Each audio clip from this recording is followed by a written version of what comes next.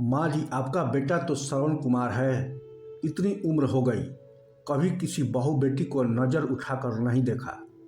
अपने मोहल्ले में उस शांति के छोरे हरीश को देखो, कई बार तो मोहल्ले वालों से पिट चुका है। 48 वर्ष का है। अपनी जात वालों ने नहीं दी तो कुजात वाली को ही ले आया। सुना है अच्छी खासी कीमत देकर खरीदी है। बड़ी उम्र की लगती है, बाप ने ही बेच दी। तुमने कब देखी? कुएं से पानी भरने गई थी, रास्ते में देखा तो ढोल बजवाते हुए घर ले जा रहा था। अरे रघु ने ही तो जुगाड़ किया है हरीश के लिए। चलो राम मिलाई जोड़ी बन गई। सभी खिलखिलाकर हंसने लगी। औरतों की बातें शरारती होने लगी थी। ओमवती उठकर लाठी टेकते हुए घर आ गई। मन में बेचैनी हो रही थी। कुछ सोच विचार करने के बाद वह घर की कंची कोठरी में घुसी और खुरपी से एक कोने को खोदने लगी। करीब 1.5 हाथ नीचे गड्ढे से एक पोटली निकाली और गड्ढा भर दिया। पोटली को छप्पर में खोसकर वह खटिया पर लेट गई। सुंदर का काम से लौटकर आने का वक्त हो चुका था, मगर ओमवती ने रात की रोटियां नहीं बनाई। सुंदर पहुंचा, फावड़ा कोने में रखा और चूहे को उदास देखकर बोला, अम्मा आज रोटी नहीं बनाई क्या? ओमवती उठी और वह पोटली लाकर सुंदर के हाथ में थमा दी। अम्मा यह क्या है? इसमें चांदी के जेवर हैं, मैंने बहू के लिए बचा कर रखे थे, इन्हें बेचकर बहू ले आ। सुंदर हंसते हुए बोला, अम्मा पागल हो गई हो क्या? बहू कोई बाजार में बिकती है जो ले आऊं? हाँ बिकती है, उस पार मोहल्ले का हरीश लेकर आया है। आज पैसा देकर तुम भी ले आओ। अम्मा गांव में थू हो जाएगी, नाश्ते से रिश्तेदार क्या कहेंगे, सब आना जाना बंद कर देंगे। क्यों होगी थू? इतनी ही चिंता है नाते रिश्तेदारों को तो क्यों नहीं करा देते तुम्हारा ब्याह? किसी ने पूछा है आज तक तुमसे? मरते मरते उंगलियां जलाऊं मैं, जीते जी सुख नहीं देखा। बिना पोता पोती का मुंह देखे मारना चाहता है मुझे। ओमवती फफक कर रो पड़ी। अम्मा के आंसू सुंदर से नहीं देखे गए। रोते हुए आवाज में बोला, अम्मा रो मत, तू जैसा कहेगी वैसा ही करूँगा। सुंदर की बात सुनकर ओमवती के आंसू थम गए। वह ऐसे खुश हुई जैसे बेटे की सगाई पक्की हो गई हो, जैसे बहू आने वाली है। ओमवती की खुशियों को पंख लग गए। पूरी उमंग के साथ उठी और झटपट खाना बनाया। सुबह होते ही सुंदर साइकिल लेकर बाजार गया। वापस लौटकर उसने माँ के हाथ पर 13,000 रुपये रख दिए। ओमवती ने पूछा, बस इतने ही? अम्मा चांदी का भाव ही क्या है? सुनार ने काट कर इतने ही दिए। इतने में बहू कैसे आएगी?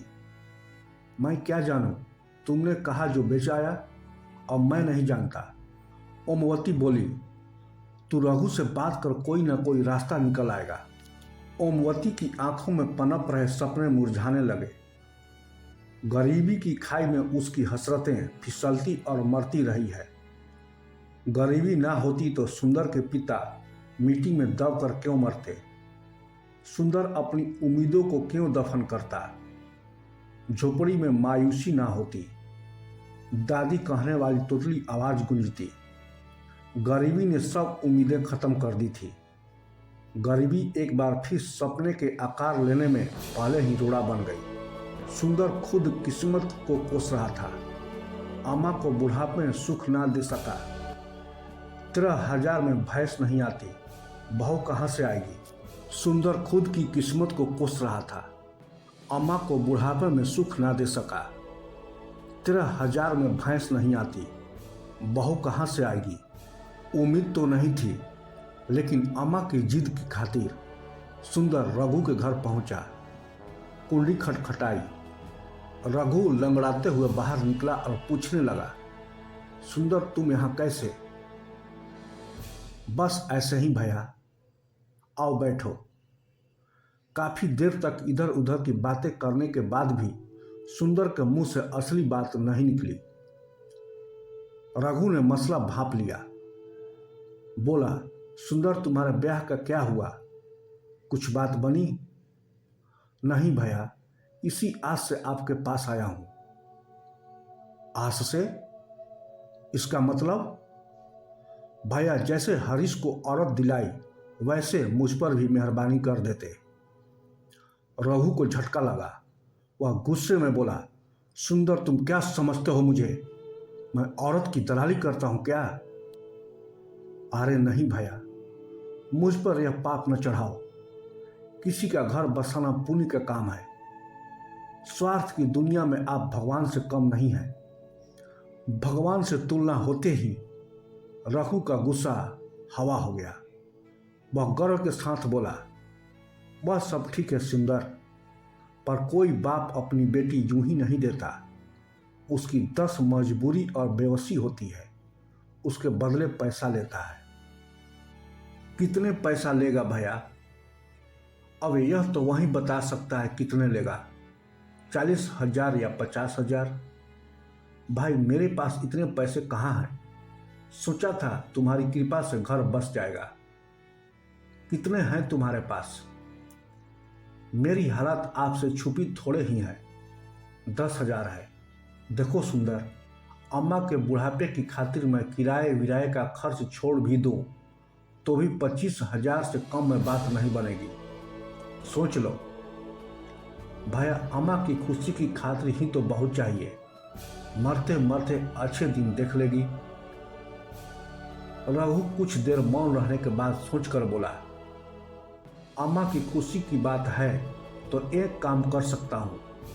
जिंदगी भर के लिए ना सही, कुछ सालों के लिए खरीद लो।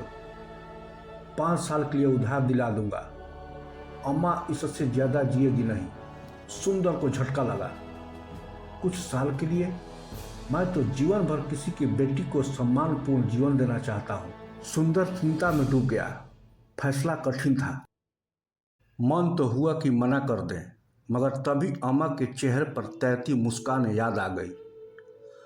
भैया, अगर मैं 5 साल बाद पूरा पैसा दे दूं तो? रघु ने कहा, फिर तुम्हारी हो जाएगी, और अगर नहीं दे पाए तो वह रुकेगी नहीं। इसलिए अच्छी तरह से सोच समझ लो। सुंदर ने कहा, ठीक है भैया, पर अम्मा को मत बताना कि सिर्फ 5 साल के लिए है, वरना दुखी हो जाएगी। बात पक्की हो गई। दूसरे दिन सुंदर ने 10,000 रुपये रघु को दिए।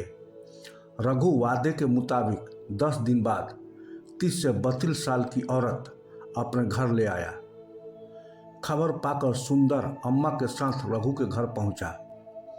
हाव भाव से मजबूर और सहमी सी नजर आती थी। नाम था सरिता। अम्मा तो देखते ही निहाल हो गई। खूब प्यार किया। उसी शाम बढ़िया साड़ी, शॉल, सैंडल और सजने संवरने की चीज़ों का बॉक्स लेकर दिया। सुंदर दुल्हा बना और गाजे बाजे के साथ सरिता को दुल्हन बनाकर अपने घर ले आया। गांव में हल्ला मच गया और थू-थू होने लगी। यहाँ तक कि सुंदर के गांव में बहिष्कार की ही बातें होने लगी। सब ने सुंदर को कोसना शुरू कर दिया। पास पड़ोस के लोगों ने तो रिश्ता खत्म कर लिया, परंतु अम्मा के घर बरसों बाद खुशी आई थी। उसके पैर जमीन पर नहीं पड़ते थे। सबसे बेखबर अम्मा की खुशी का ठिकाना नहीं था। दूसरे ही दिन से सरिता ने चौका चूल्हा संभाल लिया। जितना सोचा था सरिता उससे भी ज़्यादा अच्छी निकली। पानी भर कर लाती, कपड़े धोती और यहाँ तक कि सोने से पहले अम्मा के पैर दबाती। सरिता ने पूरे घर को बहुत अच्छे से व्यवस्थित कर दिया। सरिता के आने से घर स्वर्ग बन गया था। कुल मिलाकर हर तरीके से सरिता सुशील धर्म पत्नी साबित हुई। वक्त पंख लगाकर उड़ने लगा। इससे आगे की कहानी जानने के लिए एपिसोड 3 अवश्य देखें।